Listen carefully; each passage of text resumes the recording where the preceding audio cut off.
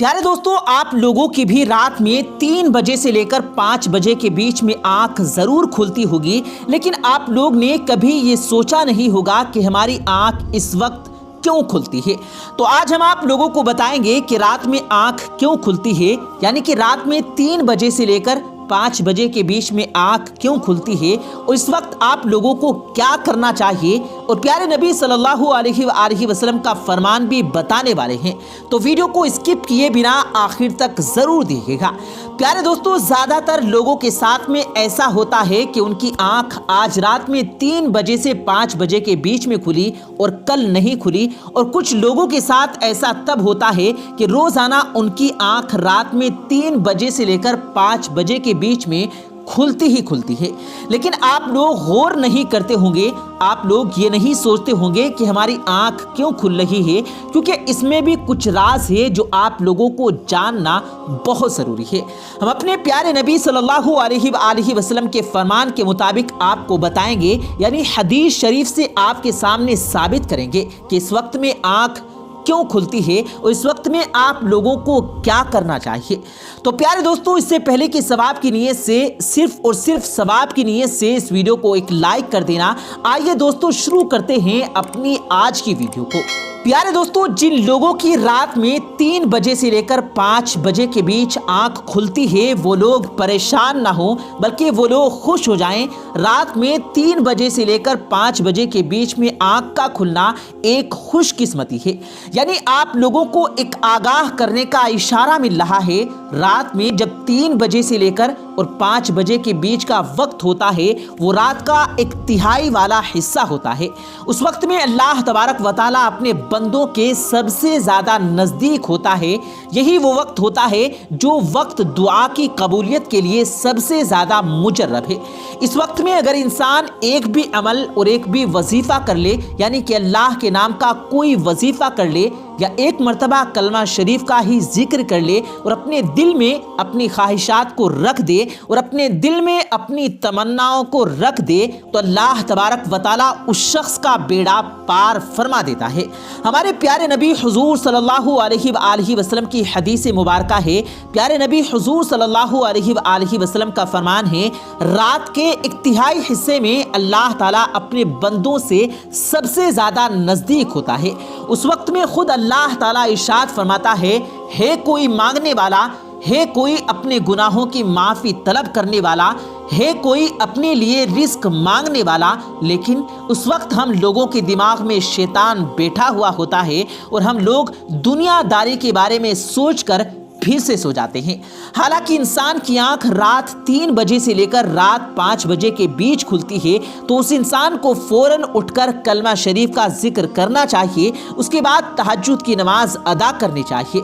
अगर आपके पास उस वक्त मौजूद है, लेकिन जो सबसे छोटा जो वजीफा है हम आपको बताते हैं, आपकी रात में 3 बजे से लेकर 5 बजे के बीच आंख जब खुलती है, तो आप लोग सबसे पहले 3 मरतबा शुरू में दुरूद पाक पढ़ लें, उसके बाद 11 मरतबा कुल हु अल्लाहु अहद यानी सूरह इखलास पढ़ लें, और फिर आखिर में 3 मरतबा वही दुरूद पाक जो आप लोगों ने शुरू में पढ़ा था, बस इतना ही वजीफा करें। उसके बाद अल्लाह ताला से अपने गुनाहों की माफ़ी तलब करें, क्योंकि वो वक्त दुआओं की कबूलियत का वक्त होता है।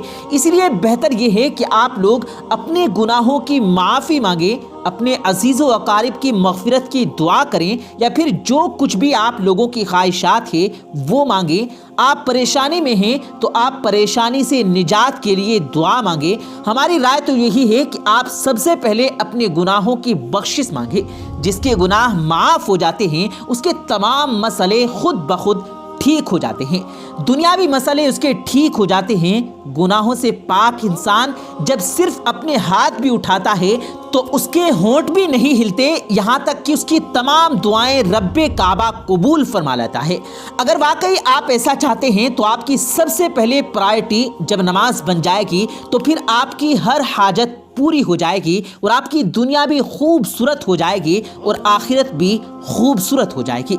दुनिया साजी के चक्कर में मत पड़ें, कुछ हाथ नहीं लगेगा, लग भी जाएगा तो सब यही रह जाएगा।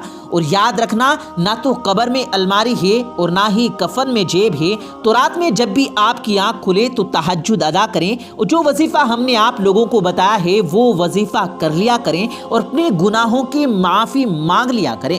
پیارے دوستو، دنیا میں ہر امیر و غریب، نیک اور بد کو دکھوں اور غموں، پریشانیوں سے کسی نہ کسی صورت میں واسطہ پڑتا ہے۔ دنیا تو مصیبتوں، غموں اور پریشانیوں کا گھر ہے اور انہی پریشانیوں کی وجہ سے رات کو بار بار آنکھ کھلتی ہے۔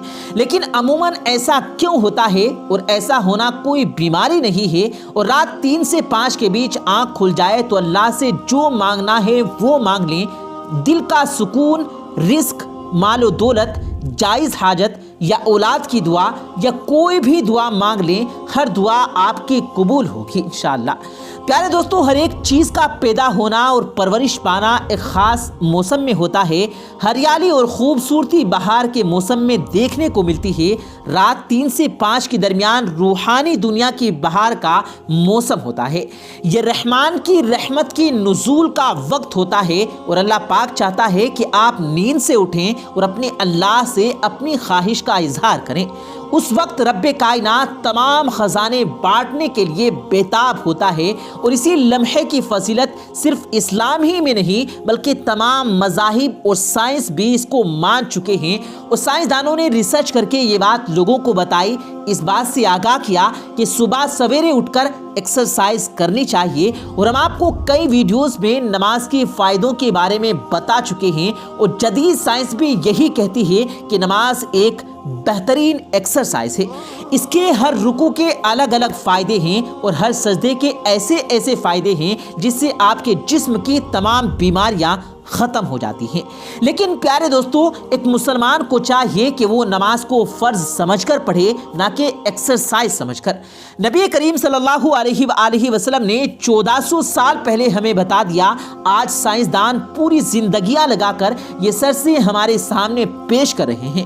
پیارے دوستو، اللہ تبارک و تعالیٰ سے دعا ہے کہ اللہ پاک ہم سب کو کہنے اور سننے سے زیادہ عمل کرنے کی توفیق عطا فرمائے، آمین ثم آمین۔ پیارے دوستو، ہم یہ امید کرتے ہیں کہ آپ لوگوں کو ہماری آج کی یہ ویڈیو پسند آئی ہوگی۔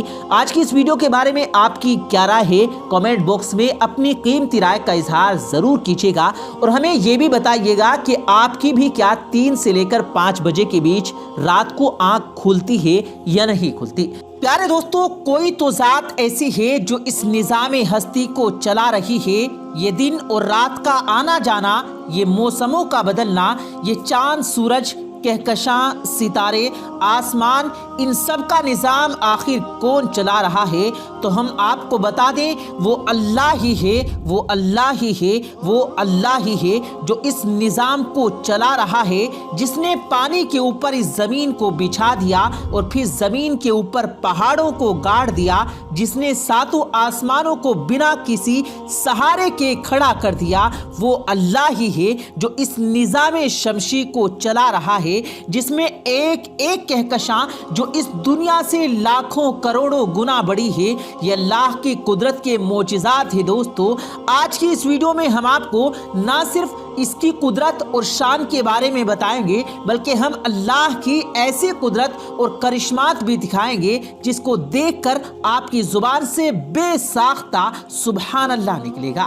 پیارے دوستو، اللہ تبارک و تعالیٰ کی شان اور تعریف کو سننا ثواب کا کام ہے، اور اس سے آپ کو نیکیاں بھی ملتی ہیں، تو آپ اس ویڈیو کو پورا آخر تک ضرور دیکھتے رہیے۔ اور آپ سے چھوٹی سی گزارش کرتے ہیں کہ اللہ سے محبت کرنے والے لوگ اس ویڈیو کو ایک پیارا سا لائک ضرور کریں، اور جنہوں نے ابھی تک ہمارے یوٹیوب چینل کو سبسکرائب نہیں کیا ہے وہ جلدی سے ہمارا چینل سبسکرائب کریں، ساتھ میں لگے بیل نوٹیفیکیشن کو بھی پریس کریں تاکہ لیٹسٹ اپلوڈ ہونے والی ہماری ویڈیوز کا نوٹیفیکیشن بر وقت آپ تک پہنچتا رہے۔ پیارے دوستو، یاد رہے، اللہ تبارک و تعالیٰ کی ایسی اونچی شان ہے جس کو بیان کرنے کے لیے دنیا کے سارے انسان بھی اگر اکٹھے ہو جائیں اور اللہ کی شان بیان کرنا شروع کر دیں تو بھی اللہ تبارک و تعالیٰ کی شان بیان نہیں کر سکتے۔ اللہ تعالیٰ بار بار اپنے بندوں کو قرآن مجید میں ان نشانیوں کو غور و طلب کی تاکید فرماتا ہے جو اللہ تبارک و تعالیٰ نے اس کائنات میں پھیلا رکھی ہیں، تاکہ انسان اللہ کی شان کا اعتراف کرے کہ آخر کوئی تو ہے جو اس نظام ہستی کو چلا رہا ہے۔ ان نشانیوں کا ذکر اللہ تبارک و تعالیٰ سورہ بقرہ میں یوں ارشاد فرماتا ہے: بے شک آسمانوں اور زمین کی تخلیق میں، رات اور دن کی گردش میں، جہازوں اور ان کشتیوں میں، سمندر میں جو لوگوں کو نفع پہنچانے والی چیزیں اٹھا کر چلتی ہیں، یہ بارش کا پانی جسے اللہ تعالیٰ آسمانوں کی طرف سے اتارا، اس کے ذریعے زمین کے مردہ ہو جانے کے بعد زندہ کرتا ہے۔ اس زمین میں ہر قسم کے جاندار پھیلا رکھے ہیں۔ ہواؤں کے رخ بدلنے اور اس بادل اور آسمان کے درمیان جو حکم الہی کا پابند ہو کر چلتا ہے، ان میں عقل والے بندے کے لیے قدرت کی بہت بڑی نشانی ہے۔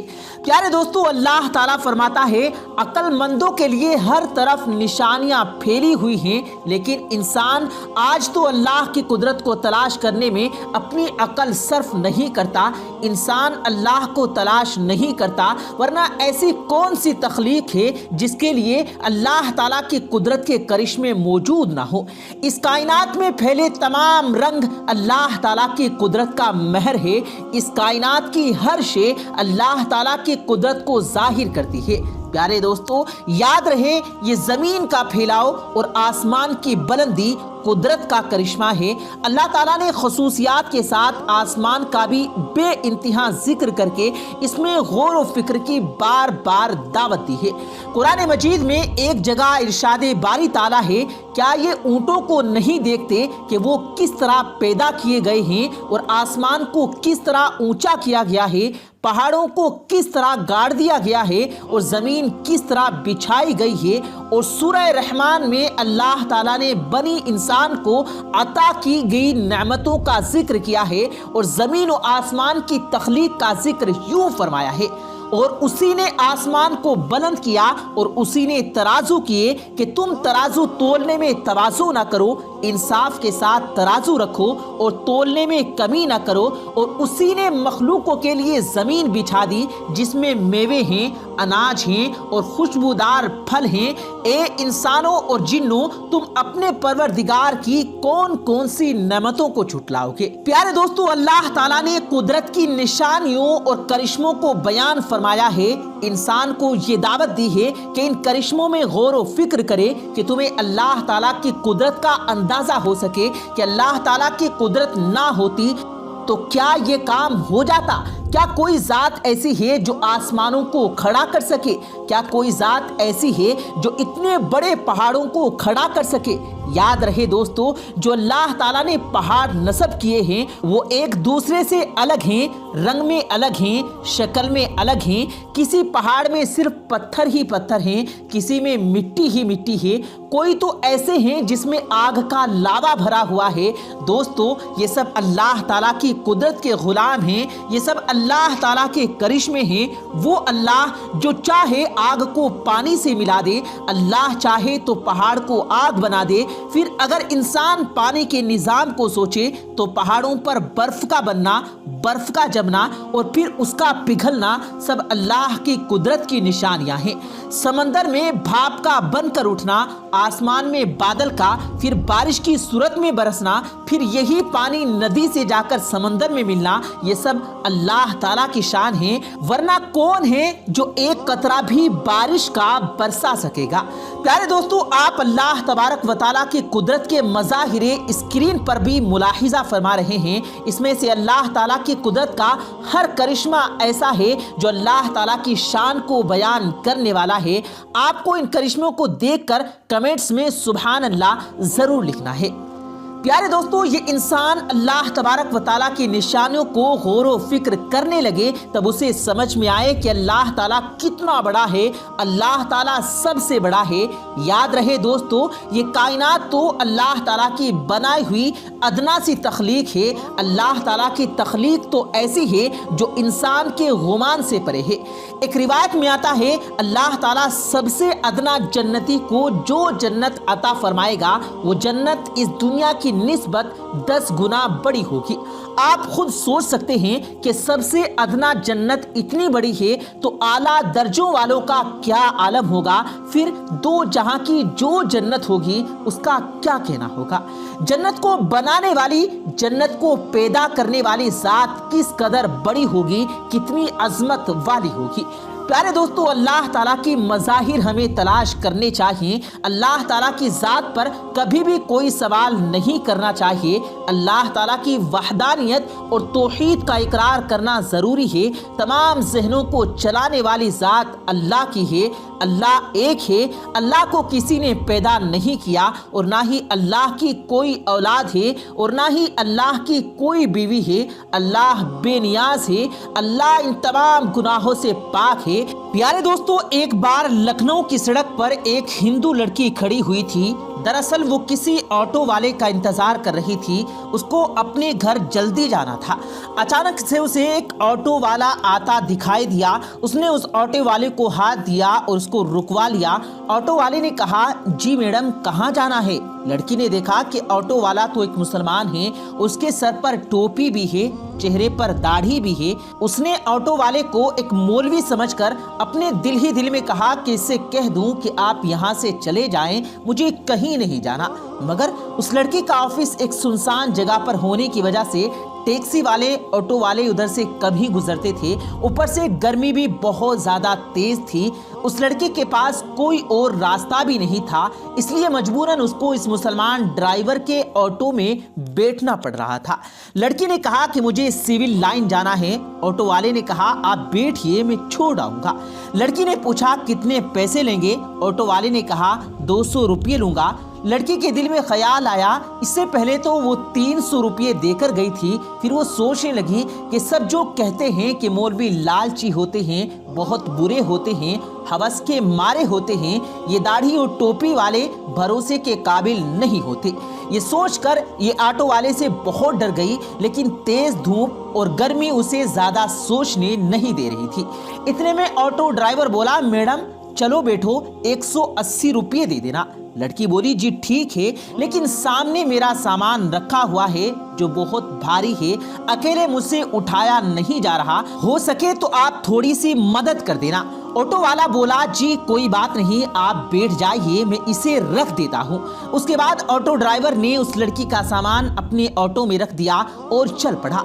थोड़ी देर के बाद ऑटो ड्राइवर ने कहा, मैडम दरअसल मैं एक बयान सुन रहा था, वो बीच में ही रह गया। अगर आपकी इजाजत हो तो मैं उसको सुन सकता हूँ। अगर आपको बुरा ना लगे तो मैं क्या अपना ऑडियो टेप चालू कर सकता हूँ? ये सुनकर उस लड़की ने कहा, मुझे कोई दिक्कत नहीं, अगर आप सुनना चाहते हैं तो सुन सकते हैं। उसके बाद ऑटो ड्राइवर ने अपना म्यूजिक सिस्टम ऑन कर दिया। एक मौलवी साहब बयान फरमा रहे थे। बयान था पर्दे के बारे में। न चाहते हुए भी उस लड़की को वो बयान सुनना पड़ रहा था। गैर मुस्लिमों और नास्तिकों में रह रह कर उस लड़की के दिल में मुसलमानों के लिए सिर्फ और सिर्फ नफरत ही भरी हुई थी। लड़की को सिर्फ यही बताया और सिखाया गया था कि मौलवी एक भेड़िया होता है जिसका मकसद माल और दौलत और लालच के अलावा कुछ नहीं होता। मजहब और धर्म के नाम पर सिर्फ पैसे कमाना ही उसका पेशा होता है। मगर अब ये लड़की एक मुसलमान के ऑटो में बैठी हुई थी और न चाहते हुए भी एक मौलवी साहब का बयान सुन रही थी। इस बयान में मौलवी साहब एक जोरदार आवाज से गरज रहे थे। और अलामत है, पर्दे में ही एक औरत की इज्जत है, लेकिन बेपर्दा औरत की मिसाल उस भुने हुए गोश्त की तरह है जिस पर एक मक्खी आकर बैठ जाती है, उस पर बैठकर अपनी गंदगी निकालती है।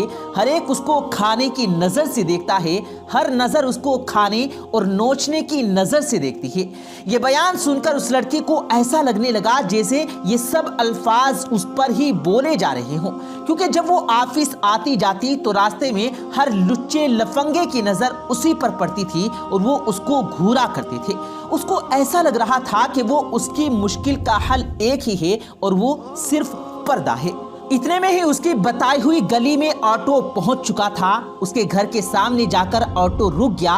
वो लड़की ऑटो से नीचे उतरी और कहने लगी कि मेहरबानी करके आप मेरा सामान बाहर रख दें। उसके बाद उन्होंने अपनी अम्मी को फोन किया और कहने लगी, माँ सनी को नीचे भेज दें, मेरे पास सामान है जिसमें वजन बहुत ज्यादा है, इसको मैं अकेली ऊपर लेकर नहीं आ सकती। माँ ने फोन पर कहा, बेटी सनी तो घर पर मौजूद नहीं है। ये सुनकर ऑटो ड्राइवर बोला, मैडम कोई बात नहीं, मैं आपका सामान लेकर ऊपर ले जाता हूँ। लड़की के दिमाग में तो पहले ही ये सोच आ चुकी थी कि शायद ये पैसों के लालच में ये सब कुछ कर रहा है, चलो इससे सामान रखवा लेती हूँ, उसके बाद में जो भी ये पैसे मांगेगा उसको मैं दे दूंगी। ये सोचकर वो लड़की बोली, ठीक है आप ही रख दीजिए। उसके बाद ऑटो वाले ने उस लड़की का सामान उठाया और फर्स्ट फ्लोर पर ले जाकर उस लड़की के कहने पर फ्लैट के सामने उसका सामान रख दिया।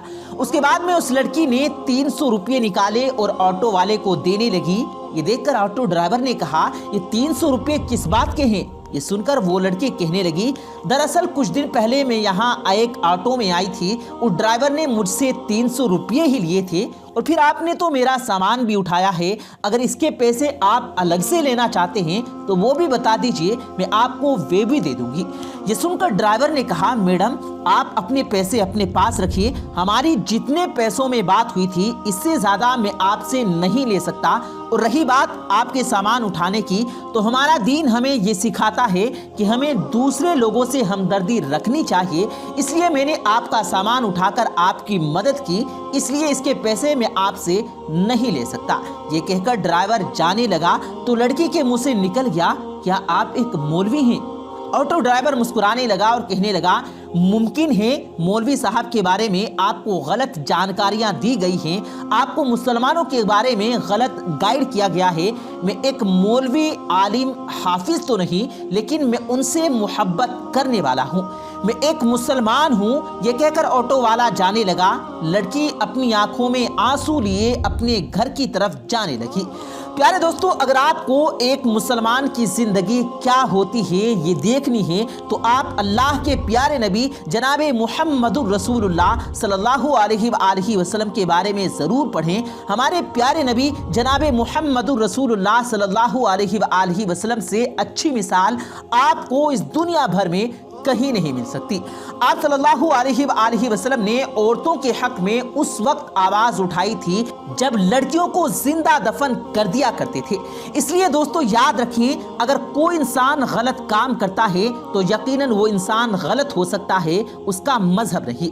आज के दौर में लोग बहुत ज्यादा मगन हो गए हैं, जिनको खुद इस्लाम के बारे में मालूम नहीं, फिर वो अपने बच्चों को क्या बताएंगे। याद रखें, इस्लाम बिल्कुल पाक और साफ मजहब है। इस्लाम दीन हक है, किसी के कहने और सुनने से इसको बुरा भला न कहें। अगर फिर भी आपके दिमाग में इस्लाम को लेकर कोई भी गलत फहमी है तो आप खुद अल्लाह के पैगंबर जनाबे मुहम्मदुर रसूलुल्लाह सल्लल्लाहु अलैहि वसल्लम के बारे में पढ़ें, आपको जर्रा बराबर भी गलती कहीं पर नजर नहीं आएगी। अगर आप कहीं पर कोई मुसलमान को गलती या फिर बदतमीजी करता हुआ दिखाई दें, आप उसको देखें तो आप उसे सिर्फ उससे इतना बोल दें कि तुम्हें तुम्हारे प्यारे नबी ने क्या यही सिखाया है। यकीन जानिए दोस्तों, अगर वो सच्चा मुसलमान होगा तो शर्म से वहीं पर पानी पानी हो जाएगा और वहीं पर वो सच्ची तौबा कर लेगा। प्यारे दोस्तों, अल्लाह तबारक व तआला से दुआ है कि अल्लाह पाक हम सबको रसूल करीम सल्लल्लाहु अलैहि वसल्लम के बताए हुए तरीकों के मुताबिक जिंदगी गुजारने की तौफीक अता फरमाए। आमीन सुम्मा आमीन। प्यारे दोस्तों, हम ये उम्मीद करते हैं कि आपको आज की हमारी ये कीमती वीडियो पसंद आई होगी। इस वीडियो की पसंदीदगी के इजहार के लिए इस वीडियो को लाइक करें, शेयर करें अपने दोस्तों के साथ और कमेंट्स में अपनी राय का इजहार जरूर दीजिएगा।